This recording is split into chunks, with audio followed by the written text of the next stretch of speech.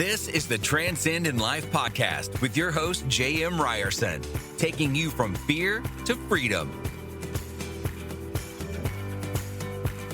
Hey, what's up, guys? Welcome back to Transcend in Life. I'm really excited. You are about to witness a woman that has so much energy. Pam Christian is a mindset coach, motivational speaker, and host of the Juice podcast, where she features in-depth conversations with thought leaders across a range of industries. Pam's work encompasses helping her clients transform their lives by eliminating self-created barriers, maximizing their full potential, and dramatically increasing their effectiveness on both personal and professional levels. Prior to coaching, Pam built a successful career in real estate where she was ranked among the 100 most influential realtors in New Jersey and earned the most prestigious awards in the industry, including Circle of Excellence. Pam is a social media influencer whose mission is to help humanity by inspiring and motivating others to live their best lives. Pam, thank you so much for being here. Welcome. Thank you for having me. I think I want to hire myself after you gave me that great of an intro. Thank you. I'm impressed. I think you've done some pretty cool stuff, but you know what I would say? I love the end of what it says, which is you are all about helping people live their best lives. It was something along those lines. Yeah. So you did real estate, and you may still be doing, I don't know, and you do the mindset coach, which I love. Tell me your journey a little bit. How did you get to this place? All right. So it was a journey like most of us have. And when we actually take the time to reflect on it, we realize that we didn't just land here. It was a process. And I don't know, I never would have thought that this is where I'd be. And I think I would say it stemmed from a very young age. I experienced trauma at a very young age that was very difficult to go through, which I won't go into because my book's coming out this summer and it's going to be in there. So I got to save it. So I think that was the first step towards bringing me to where I am today, and lots of missteps. Lots of staying on the path, going off the path, redirecting, course correcting, lots of falling down and getting back up brought me to a place where at the end of my real estate career, because I don't do that anymore, and I've had many careers prior to that as well, but I kind of was like, you know what? I'm making a lot of money. I'm a single parent, 3 kids. This is really nice. I'm at the top of my game in my real estate career. So I have the accolades. I got all that. And on this side, I'm like, so why leave that? That's so good. But on this side, I was like, I'm so done with me. I'm so done feeding my ego. I'm so done making more, getting more. What else do I need? And I was kind of burnt out from the transactions and stuff like that. So I decided just to take some time off. And I should say, I had wanted to do that for a while, but prior to being able to, unexpectedly, my dad got very sick and very fast passed away. And then, we had the year in between when we had to, take care of his affairs and everything like that. And then my mom passed away right after he did. And so when that happened, and after she passed away, I was like, I don't know why I'm thinking about this anymore. It's time to go do it. But what I did was I just took time off. And we spoke a little, and I can tell you're probably a little bit like me in certain ways. And taking time off doesn't really resonate well with me. It's not my personality. It's not my comfort zone. So I really had to push through it and not just run for the next shiny object that I was like, oh, this would be a good career, or this would be a good career, or I could be really good at this, because there are so many things I'm interested in. And I just sat with it, and I meditated, and I walked, and I made myself really good food. And I spent a lot of time alone, soul searching. And this kind of fell in my lap in a way in terms of it being a career, but my whole life has been geared towards this because I've healed myself. I've changed my mindset. I was a disaster. I was insecure. I was anxious. I was a mess as a teenager because of the trauma. Also, I was a teacher and a special education teacher, and worked with a special population, special needs population, like spina bifida, cerebral palsy, like very severe muscular dystrophy, kids with cancer. And I think all of those things, plus my own heartache and my own adversity, kind of set me up for this. And this is where I'm supposed to be. And some days I don't want to be here. Some days I don't want to be videoing myself on Instagram. Some days I don't want to be doing this because it's not in my comfort zone, but there's something inside of me compelling me and pulling me forward. This is my mission to motivate and inspire others to live their best lives, because life is so short. It's not worth not going for it. Yeah, one thing you said, I am so done with me. And you're like, look, I'm going to go give everything I have to these other people. But before you did that, and I hope everybody heard this, I want to go into this a little bit more. You said, I sat with it. I meditated. I took walks. I cooked myself good food.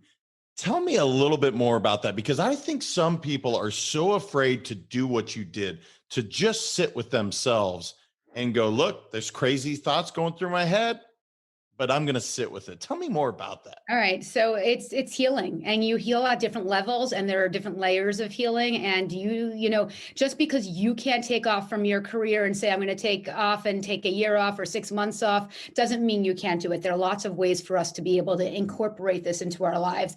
The thing is that we have to be ready to touch our dark side, because you will feel raw, deep down pain if you're really doing the work. And the work is looking at yourself. And it's easy to say what I like about myself. There are lots of things that I like about myself. It's not so easy to admit what you don't like about yourself. And it's really going into the crevices and the dark cave of what you don't like about yourself, and acknowledging it, but also parenting it, being compassionate, parenting your inner child, your wounds, all the raw stuff that is built up, not just over the years of your own life, but generations and our ancestors and stuff like that. And when I said cooking good food or meditating, and I did not like meditating at the beginning, because all that would happen was noise, telling me why I'm not worth it, why I'm this, why I'm that, what if, all the what ifs, whatever. It was not comfortable. And people think you sit down and meditate and your mind's supposed to be clear. That doesn't happen for years. It takes time, but it's a process. And along the process, you're going to be like, oh, I'm a little lighter. My head's a little lighter. It's not clear yet, but the noise isn't as loud.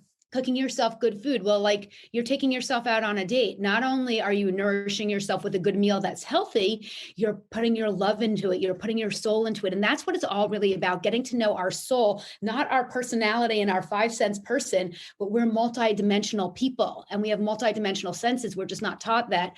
And sitting with it, sitting with all of it, the good, the bad. I did things when I was younger to not just self-sabotage myself, but that hurt other people. I had to forgive myself. I had to have compassion for myself. And if you can't take, off like I did, but you decide to spend 15 minutes a day on it, you are going to be on the road to recovery. And recovery, when you get to the other side of recovery, it's a beautiful thing. Life is free. It's liberating. There's not much that can bother me. And that doesn't mean that I don't go through other dark times in my life, because this is layers, and it's not like you're ever fully healed, but it hits you in a different way.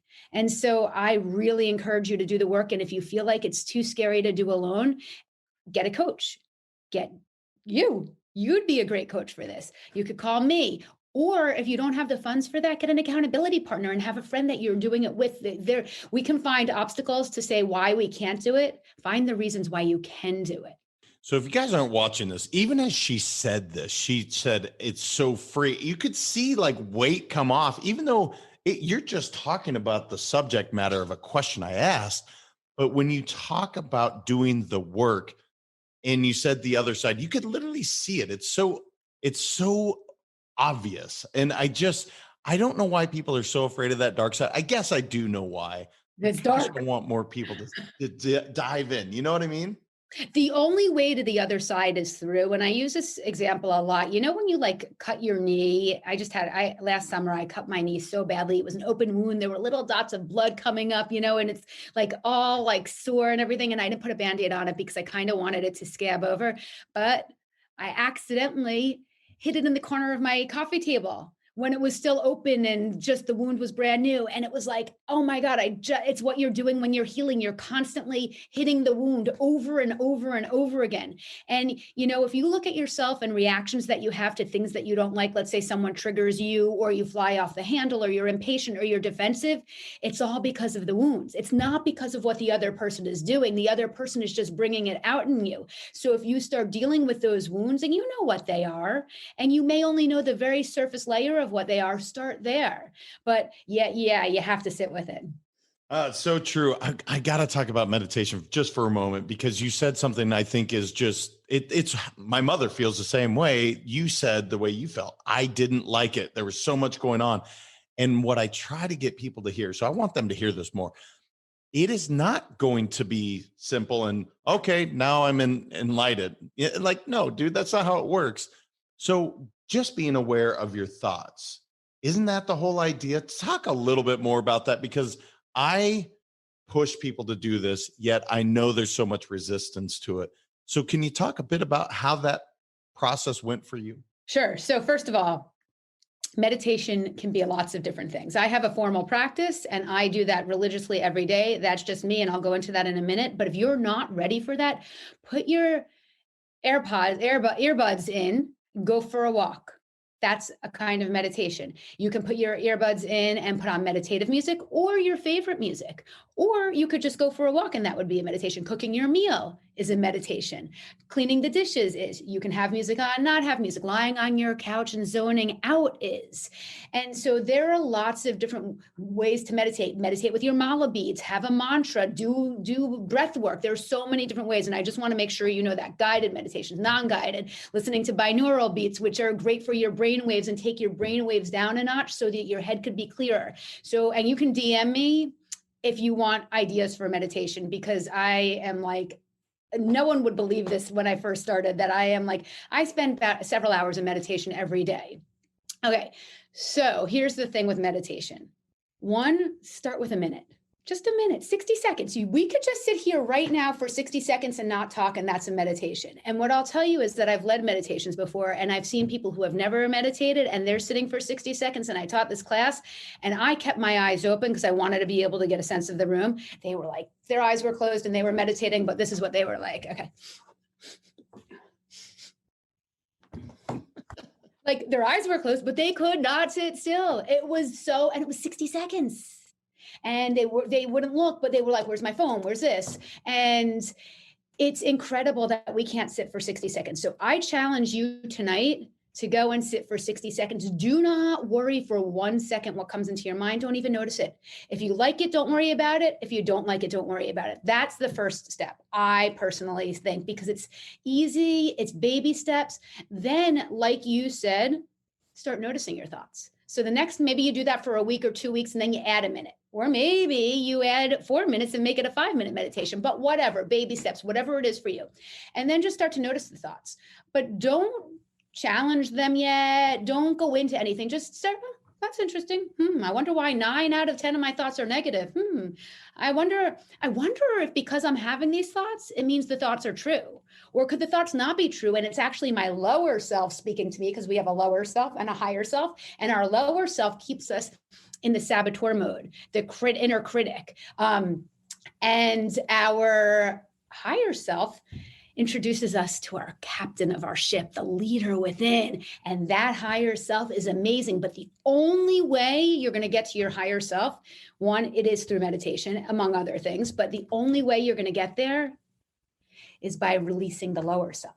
In order to release the lower self, you have to let go of all those thoughts. So it's not going to be a fun process at the beginning. You're going to have thoughts like, why did my parents neglect me? Why did that guy not like me? Why did that girl not like me? Why can't I get that job? Why am I such a loser?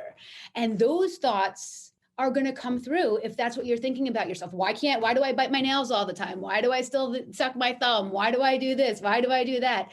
And you're going to be criticizing yourself. Just notice and release. And they will start to go away. And then what happens is you start to have this higher self, and the higher self not only has really positive thoughts for you, and trust me, the universe only wants us to feel good about ourselves, but not only does it have positive thoughts for you, it's going to guide you. So you're at a job you don't like, all the chatter and the noise from your lower self is telling you why you have to stay. You need to pay the bills. You're not supposed to like your job. You have to grind. It's just the way it's supposed to be. But then when you quiet your mind and you've gone through releasing some of the noise, not all of it, even just some of it, your higher self is going to start to say to you, you know what, you don't like that job and you're be really good in the medical field. Would you ever think about doing something in the medical field? That's what your inner self is going to say to you. And then you're going to argue with it and be like, no, my lower self says I can't get my medical degree. And your upper self is, well, maybe you could be a chiropractor or an acupuncturist or an herbalist. There are lots of things in the medical field that you can do. And that doesn't require you to go to med school. And then you're going to be like, oh, maybe I'll start to Google those things and look into them. And whatever comes of that, comes of that. It doesn't even matter. But you're in a whole different space because you've let go of those thoughts that are limiting beliefs and your lower self is selling you and you're buying those. I'm sorry, I'm just going to go with one more thing that I think I said and I want to reiterate.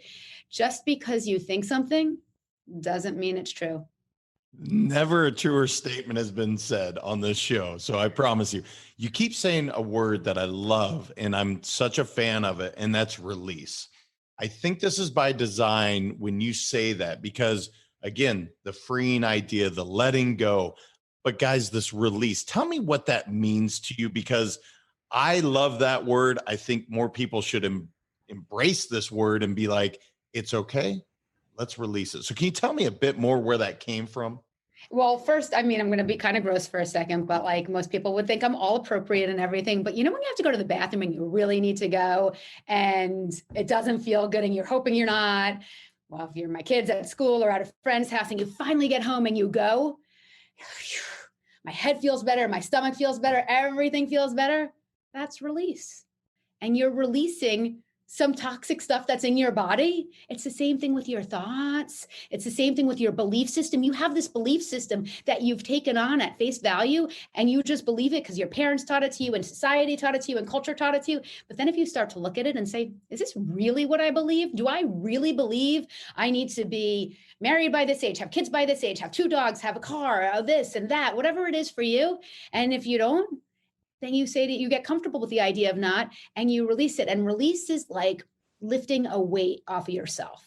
And you kind of said it, like, it's like, we're clouded by so many different things, the food we eat, the thoughts we have, the way we were raised, our belief and value system. And each time you explore one of those, even if you just let one thing go from that exploration and you realize, okay, I didn't believe one of those things, but I believed everything else, you're going to feel a lightness within. That's the release. People always say to me, like, I don't know. They'll be like, how comes your skin's so good? Or how come you like feel like this or look like this or whatever? And it's nothing except getting rid of the contamination in my body. It's not like I'm doing anything special or that you can't do it too. It's really just about letting go of all the toxicity. And we have so many toxic thoughts. We have so many toxic patterns, behaviors, ways of being, and we just go on autopilot and don't recognize them. When you so if your best friend was doing something that was sabotaging themselves, or they were doing something really dangerous, you would go talk to them. If you're really a true friend, you would go to them and say, look, you keep going back to this guy who's cheating on you, who is like just treating you like you don't deserve anything. Why are you doing that? Here's what we need to do together. Let me be your pal, whatever. Do that to yourself. Be your own best friend. I'm certainly my own best friend. I mean, go be your best advocate, because if you can't do it for yourself, you certainly can't be showing up for other people. And who deserves it more than your own self? So the release is dealing with all that stuff, letting it go. And you're like walking on air. Life is meant to be like, you're meant to flow with life, not resist it, not to control, not to hold on so tight. I love it. And there's another word that you keep coming up with, and we just have to explore it a little bit, because it's probably my least favorite thing to watch, but it's so real. And that is self-sabotage, sabotage in general. And you talked about the lower self that's doing this. I don't know how to fix it, right? Other than spending some real time with people and acknowledging you're doing this to yourself. What's some of your thoughts to this? Because you talked about some hardwires. You talked about these beliefs that 100% were given to us. We accumulate these things so early, even before our long-term memory. So how can we overcome some of these self-sabotaging behaviors? You answered it at the beginning and you said it, and it's all about awareness and consciousness and self-awareness. So there's this like I'm not sure how many people understand really what consciousness is, but there's this state of being. It's called paradise. People think paradise is a destination. I'm going to go to Turks and Caicos. I'm going to be in paradise. And trust me, that is paradise. But, but paradise is what's up here. You can create paradise every moment of your life if you wanted. And I'm not saying there aren't things that are knocking us down or that are going to bring us back to our knees or out of paradise, but paradise is a state of consciousness, and so is everything else. So if you're self-sabotaging and you don't even recognize you're self-sabotaging, but you're not happy with your life, ask yourself why. Why am I not happy with my life? What is happening right now? Write a list. Maybe it's accurate, maybe it's not, but you're going to get some stuff out and you're going to start looking at that stuff. Maybe I'm self-sabotaging because I go to bed at midnight and I have to wake up at 4 a.m. And how could I feel good from 4 a.m. until midnight the next day? Whatever it is, you probably know, you're probably just not looking at it. You're probably, again, on autopilot, sleepwalking through life. And when we start being aware of our thoughts and our ways of being, I mean, even with my kids, like, they'll call me on my stuff. And when I do it and they call me on it, I love it because they're helping me. And I'm like, I don't really usually argue it. I'm like, you know what? You're right. Good point. I have to think about that. I'm not sure why I did that. And you just need to do that for yourself. So every thought you have, like, before you just make a decision. And by the way, in the beginning, you may notice that you're self-sabotaging and still go and do it. But the fact that you're noticing it before you do it is the first step. So it's okay if you noticed it and then when you went and did it, what we tend to do is then beat ourselves up and say, I can't believe I just did that again. I knew that was happening. And I guess I'm just a failure and I'm never going to be able to make it right. No, you notice something that you usually don't notice. And that's the first step towards healing. It's so good. I have so many directions to go.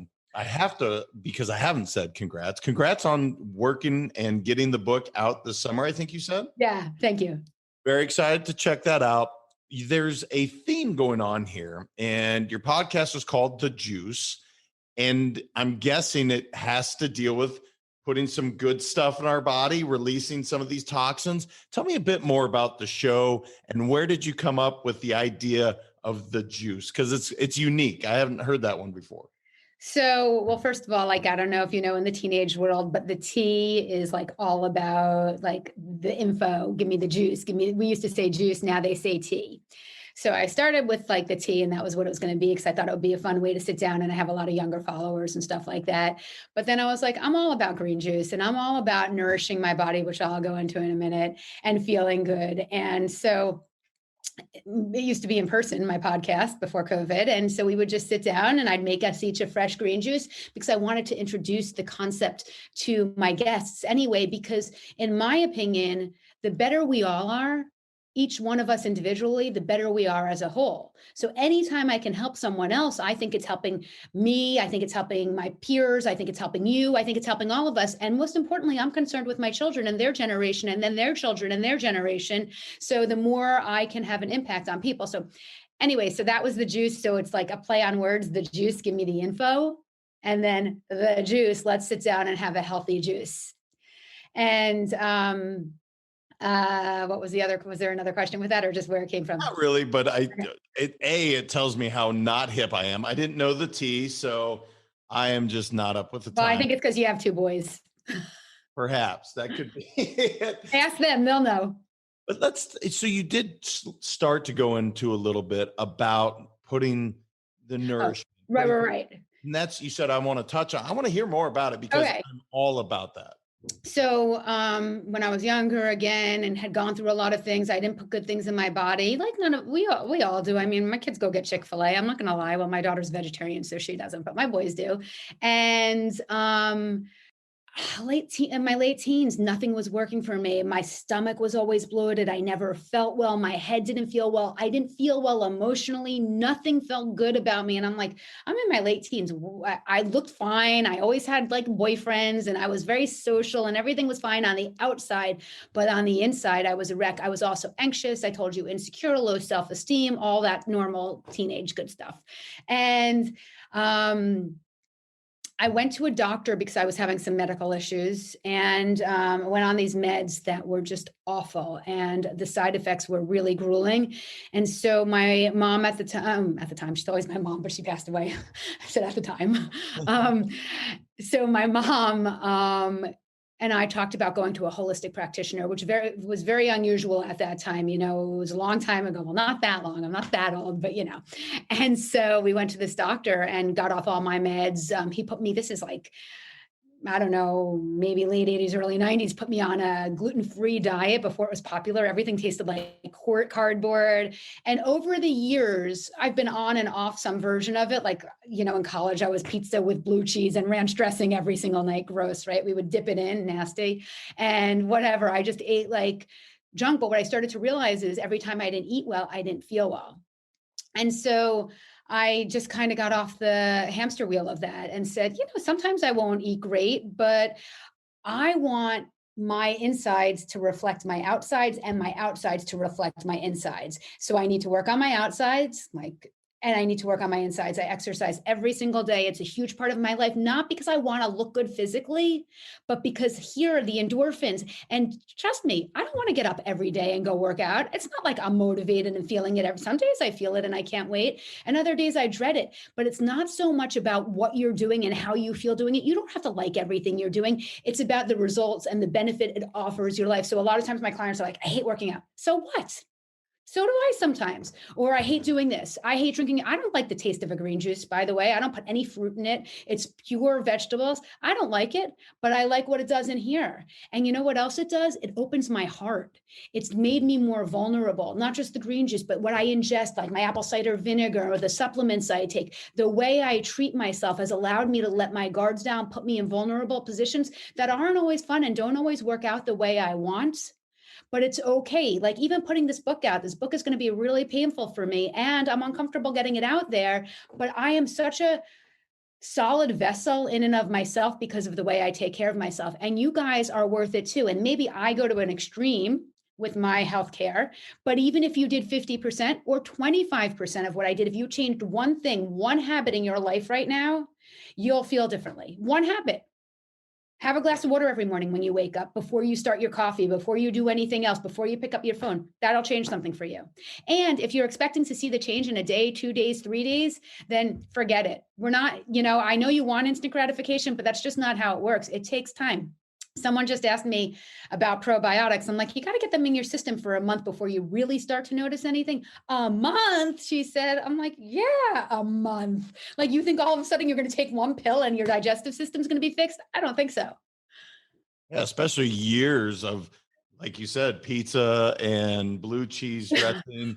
It is wings, all the crap that we ate, and that's natural for, I think, at least our generation. That was natural that this wasn't such a thing where being aware, gluten-free. I didn't really believe it till 7 or 8 years ago. I've been that way for 5 years. The thing is, when we were growing up, the food sources weren't so damaged. So we could get away with eating certain things. Also, Doritos wasn't our staple. It was a treat. Going to Burger King was like once a year, once every few months or whatever. And now that's the norm. My kids have a home cooked meal every single night since they were babies. I'm not saying they never order, but that's super important to me. I put love into everything I make them, even if they don't like it. And so there's something to do, not just with the food that you're eating, but also making it, taking the time, caring. I don't know whose hands are all over my food when I go out to eat, but not just their hands in terms of like, do they have germs? I'm not a germaphobe or anything like that, but also, are they angry that day? Did they just have a humongous fight with their spouse? Are they being evicted? Did they just lose their job and this is their last week there? And like, I have no idea what's going on in their life. And that comes off. That radiates a person for the good or the bad. Anybody that's gone to Thanksgiving with your grandmother and the food just tastes that much better is what she is talking about. I know people are like, oh, come on, that energy, this is real. And there's actually, gosh, I cannot think of the show right now, but she's like, actually, it's a book. I'm so sorry. And it's all about the stew. It's called Soup. It's actually called Soup. It's John Gordon. And she's like, what is the ingredient? And she's like, it's love. I always think of my grandma Margie every time I hear that. So I totally agree with that. I got to get into something that, just because you've touched on it and you've done so many different things, failure. When it comes to failure, what's your process? What's your thought? Because Obviously, it doesn't seem like much gets you down, or certainly is not going to keep you down. What drives you and what is that process? So for failure, I'm like, yes, one more failure means I'm that much closer to my success. You cannot have success without failure. And failure, we've been raised to think failure is a bad thing. You want to avoid it. If you admit to failure, you are a failure. And that is not true. We make mistakes every single day. Forget about failures. We make messes and mistakes. That doesn't mean we're a mess or a mistake, but we tend to internalize those things that we do. So, I used to be in sales, and I couldn't wait to get through my first 100 calls because I knew my first 100 calls would probably be no's. And that just meant I was closer to my yes. Failure is part of the process. Ask any successful human being, but also change the paradigm in your mind. Just because we were taught as young kids that failure makes us bad, failure makes us weak, failure means we're stupid, failure means we'll never succeed. Change it. It's up to you to change it. If you want to keep believing that, you're going to keep getting more of what you've gotten. If you want to shift and have a new life, you've got to change your belief system. You've got to change your thoughts. And what's the worst that's going to happen if you change them? Maybe it won't work for you. I know it will, but maybe it won't. Then you'll go back to your old way of thinking. But why not try it? I think failure is where we learn the most. We have the universe. I am going woo-woo here. I don't care, because it's true. The universe has lessons for us, and we're meant to learn them. And you're going to get smacked in the face with that lesson over and over again. And whether that's a failure or a mistake, it's going to keep happening until you learn the lesson. So instead of looking at it as a failure, say, what can I learn from it? And what's my process? My process is next. Good one. What's next? I mean, it's simple, right? Next, I'm closer to, you just gave me a couple one-liners that I love. And by the way, saying woo woo on the show, we don't get to say that anymore. So we're taking that one out. My audience knows, look, energy is a real thing. Okay. That is scientific. I don't give a shit what people say. That it is all around us. The context is where people get screwed up with it. They're like, oh, that can't be true. Somebody made my meal with bad energy, and that's translating 100%. 100%, I agree with that. And you could just think of it a different way. Sorry to interrupt you. You don't have to think of it with energy, but if like someone's in a bad mood, obviously they're passing on that mood. Like when you go into a room and someone comes in and they're in a bad mood, doesn't the energy get sucked out of the room and everyone's like, I can't wait for this bad time to leave, or I can't wait to leave. It's the same thing with everything else. And you could call it energy, you could call it vibes, you could call it spirit, you could call it whatever you want. It is a real thing. Ask Albert Einstein, ask Tesla, like it's real. Oh, it is for sure. Can't ask them though. One of the things you said about your book, you said, look, this is going to hurt a little bit, but you're excited about it. You're embracing it. And I'm guessing, or I'm certainly portraying, I'm guessing you're uncomfortable, therefore you're growing. Is that the idea here? Because I just the way you said that, I'm like, oh, that's beautiful. So tell me more about that. It's definitely growth. I'm more doing it because I think it's going to help other people. And if it helps one person, it's enough. And I think it will. I know it will. I don't think it will. And actually, I just corrected my own language. And that's one thing I do as a coach all the time. We say things and we don't even realize. I think I'm going to go get a new car. I think I'm going to get a new job. I think I'm going to go try to do this. I am going to help people. And we've got to watch our language, because what we put out there is what we manifest back.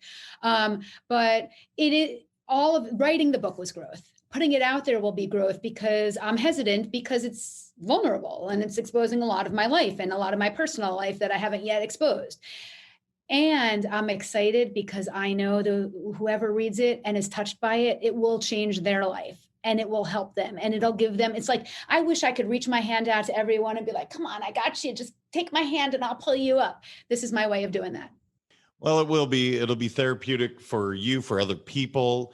I don't know if you listen to Lewis Howes at all, but he talks about that. And he's like, one of the best things he could have done. I know what I was going to ask. She's an introvert, you guys, and I am air quoting right now. This is funny to me. And you said, we have to watch our language, but it was in your get to know Pam a little better. You're an introvert, really? It's hard to believe, I know. And my daughter always says, you're an extroverted introvert. But an introvert doesn't necessarily mean that you can't be outgoing or can't go into a room and kind of run the room or whatever, or be a motivational speaker in front of lots of people. I'm giving myself all these labels, an empath. So I pick up on people's energy and I need a lot of time alone. I do not go out at all. And actually at the beginning of this, I said, I don't even like being on videos, but I'm doing this because my higher self is telling me that this is what I'm meant to do at this point in my life. And I'm doing it for others. And of course for myself, because if it's what I'm meant to do, it's healing and it's fulfilling and all of that. But just because I'm meant to do it doesn't mean I like every aspect. I like writing because that goes back to the introvert. I'm sitting in my room alone. I don't have to deal with anyone. I am super antisocial. I have a very small circle of friends, very tight, but very loyal, but very small. I'm very private, which is why it's really hard for me to get this book out there, because I'm really putting out there everything. So even though I can talk well and I can talk circles around most people and I have a lot to say and I have a lot of good content, I would much rather be alone than anywhere else, other than with my kids. No, it makes sense. So you said something that we just have to talk about a little bit. So you said you're an empath. Is that, am I pronouncing that Yep. properly? So I think I know what you're saying. Picking up other people's energies. You can read a lot of people probably quickly. I imagine that's almost, it wears you down with the negative energy. Is that fair to say? Well, I've gotten to a point where I've kept my frequency and my vibration so high that generally it doesn't. Someone has to have really negative and I have to have let them sucked me in. But when I first started, before I knew how to raise my frequency and I knew what this was all about, yes, it would be draining. They're the energy vampires. But now not so much. I have a good handle on it. And when did you kind of discover this? I'm just curious because I know a few people that I didn't know that terminology. Maybe I didn't understand that, but we call her energy healers, and like they have this amazing ability to know things that most people don't. Is that something that you discovered through? Tell me more how you figured that out. I think I've always because of some of the stuff that I went through when I was younger, I always was able to put myself in other people's shoes, no matter what. And being able to do that, even when you don't want to, it's hard because everyone is suffering. You could be smiling at me and I could be smiling at you and we could really enjoy our lives and have a good life, but that doesn't mean we're not also suffering. We are all suffering. We've all been through a lot, and my stuff may be worse than yours, but it doesn't matter because your stuff is yours. So that's as worse, that it's all relative. And so I would say I've always been that way. What the distinguishing factor is that in my late 20s, I started learning about it and understanding it so I could start to work with it and I could start to help myself, which allowed me to then help others and set boundaries, but also be there for people and also do things, like I said, to build my reserves, my frequency, my vibration. So I would always be vibrating at a high level. And when I'm not, I go home and I don't come out for a while. You might not see me for 3, 4, 5 days until I've built myself back up. That's interesting. So you're recharging your batteries through, again, whether it's meditation, reading, exercise, whatever it is to fill those buckets. I'm going on another tangent real quick, just because you said your favorite animal is your elephant, and over your left shoulder, I believe it is, I see 2 elephants. There's got to be a story. It's not just because there's got to be something about an elephant, and maybe you went on a safari and you're like, they're amazing, or maybe you're just like, they're badasses. Tell me about that. Well, first I have to say my dog is my favorite animal, really, because she's my dog and I love her and she's a rescue and a pain, but she has so much personality. But in general, elephants, they represent good luck. They're huge and they're fierce, but they're babies.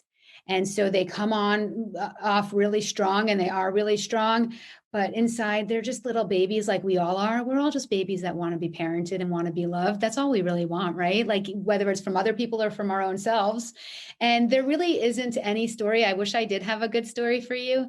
When you have elephants in your house, they're supposed to face the door. They bring good luck in. You're supposed to put money in their tusks. But no, I just think they're beautiful animals.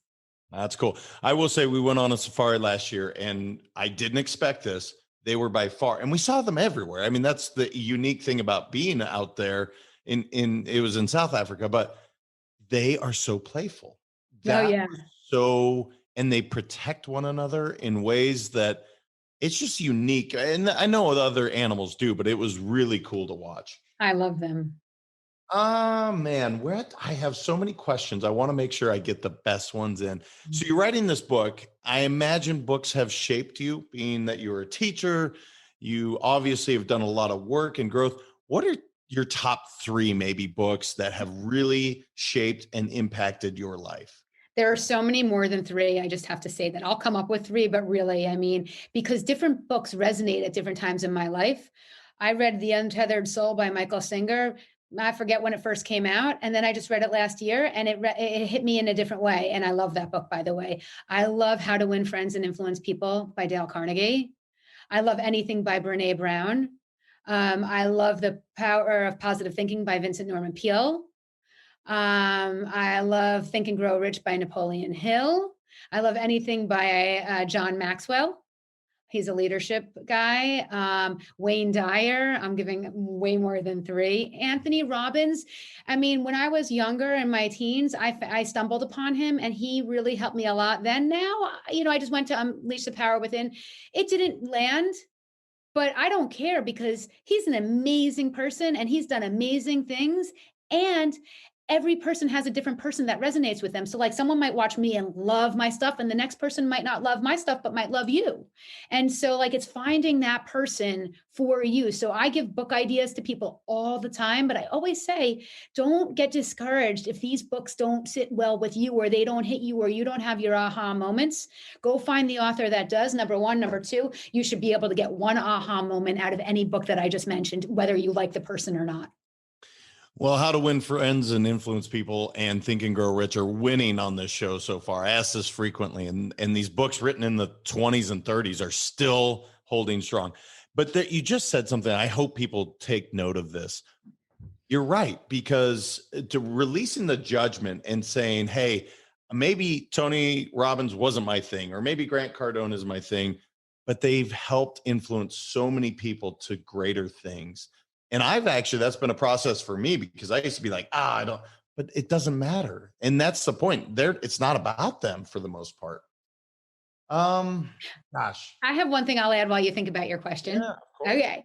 So when I'm saying all those books, the changes we're talking about making are hard changes. And one of the reasons they're so difficult is because we're older, whether you're 20, 25, 30, 35, 40, 45, and so on.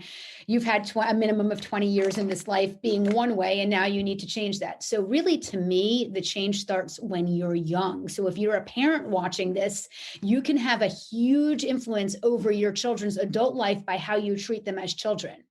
And one thing that I would do for my kids, well, lots of things, but one thing with the books is when they would get in trouble, which wasn't that often, they were pretty good kids, but there were times, instead of taking away their phone or saying no video games or you can't go out with friends, they would read one of those books.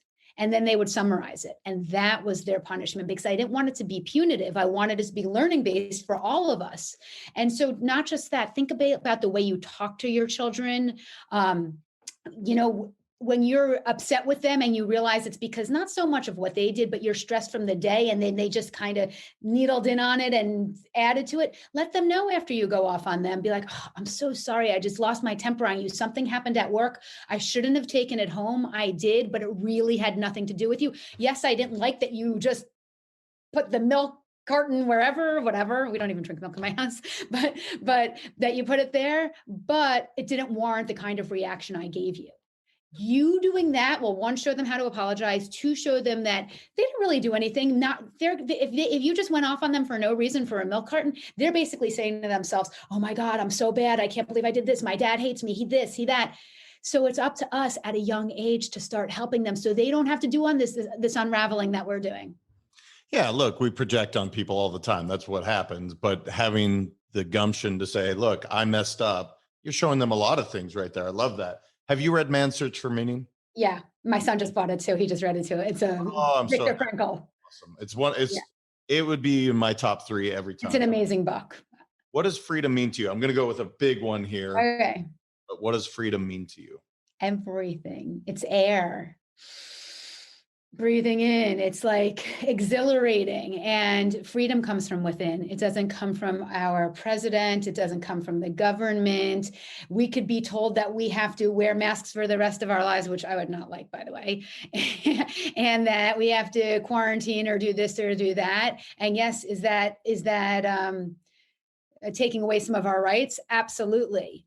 But the only person who can take away our freedom is ourselves because it's internal. That's good. I like it. It's air. You've had two like short answers. I'm like, yeah, you nailed it. That's awesome. What should I have asked you? I didn't know enough to ask because we just met. I think you're awesome. I love what you're doing, but what would you like to leave the audience with? Okay. So, um, I really want you guys to know how awesome you are. And I can tell you, other people can tell you, but for you to really feel it and believe it and know it, it has to come from within yourself. I can love you to pieces. I can be there for you every single day. And you'll like that and that'll help you. But if I were to leave, how would you be on your own? And the only way we can really, really feel love for ourselves is to get to know ourselves and love our dark side and our light side. And you're deserving of that. You're worthy. We all are. We're miracles here. We are here for a reason. We have been chosen to be here. We've been put on this earth during this time. It's not a coincidence. There are no coincidences. So what I would leave this with is saying to you, urging you to get off the train, to get off and decide that you don't have to live in that space of low self-worth, of not thinking that you are enough, because you are. And the only reason you think you're not is patterns, conditioning, cultural, society, all that stuff. But you are. So my one thing is just go and find your inner power so you can live your best life. I love it. So good. Where can our listeners connect with you online? So there are two places. You can go to @Pam Christian with 2 N's and find me on Instagram. Give me a follow, please, if you like it. And then thepamchristiangroup.com is my website. Awesome. And we'll link all that to the show notes, you guys. Pam, I think you're awesome. I love your energy. This is fun. I could have gone on for many more. I have so many questions written down. I had to pick and choose. Keep doing the amazing work you're doing and keep putting love out there. It's amazing. Thank you so much for having me. It's truly our pleasure. All right, you guys, until next week, continue to transcend in life. Also, go to letsgowin.com. There is a life work balance. I'd love for you guys to check it out. It's free to you. I do at least once a month to check in, make sure I'm on the right course and checking in on all those things. And until next time, transcend in life. Have a great one. Thank you so much for listening. If this content is delivering value to you, please make sure to subscribe, rate, and review us. That helps us build this community, and that is what we are all about. Building this community as big as we can, helping as many people as we can, and deliver as much value as possible. Be sure to head over to transcendinlifepodcast.com for information on my coaching courses, and make sure to follow us on Facebook, Instagram, and LinkedIn at Let's Go Win 365. Let's go win and transcend in life. This is the Transcend in Life podcast with your host, J.M. Ryerson, taking you from fear to freedom.